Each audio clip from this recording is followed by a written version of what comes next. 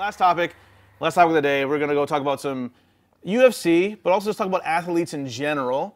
Ronda Rousey was named by Business Insider as the #1 most dominant athlete in the world. In the world, yeah. The whole world. The #1 most dominant athlete.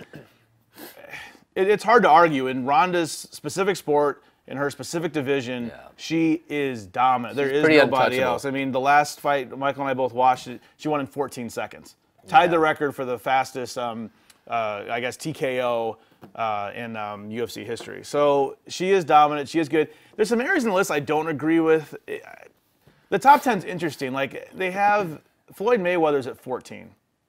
I have a little bit of issue with that. Floyd Mayweather, all right, this last fight, Manny Pacquiao, everybody's got a little controversy about that because the fight maybe for some was a little bit boring. Some people, Manny's getting sued for $5 million right now because he was hurt. People want their pay-per-view money back. Like I said, if I get that class action suit, you best believe I'm signing that to get my money back. No, but I think Floyd should have been at least in the top 10. Kershaw's in the top 10.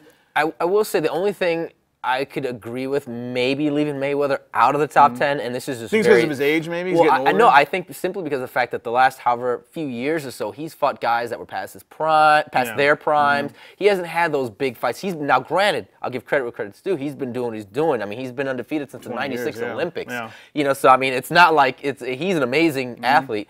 But the last few years, it's hard to say this guy is still that dominant when you're going up against guys, again, like I said, that are past their primes, and the fights are just, whatever. When you look at someone like Rousey, who's going up against some of the bigger names in her sport, and she's just laying waste to them. Because I remember, they showed, we were watching the fight, they showed Rousey, the last time she fought, they showed the top 5, what's the ranking called? The top 5 contenders, basically. The rank in the top 5. She's wiped them all out. Yeah, which is just crazy. Exactly. So I think that's the only reason why they probably would have kept Mayweather out. But for the most part, the one thing I don't agree with in the top 10, again, I know Messi and Ronaldo, huge fans. Yeah, it was Ronaldo 4, Messi was 7 in the top 10. I would have to disagree with that simply because of the fact that I think Messi is a few years younger than Cristiano, and you look at just how much Messi has done, and I think what he means, I think he's a little bit more of a team player than Ronaldo is, and I think what he brings to his team is a little bit more special, a little bit more important to what Ronaldo brings, because especially when you look at a team like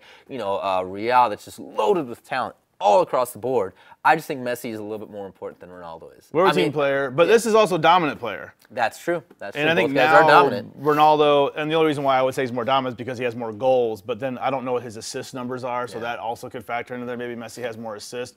Because they're all weird. Like, the interesting thing about Ronaldo and Messi is they're not true strikers. Would you think the strikers would have the most goals? Ronaldo's a left winger, typically. He can go to the right wing, and then Messi's a center fielder, a CF, play a lot of FIFA. So it's interesting, they're not, but I mean, they're both dominant.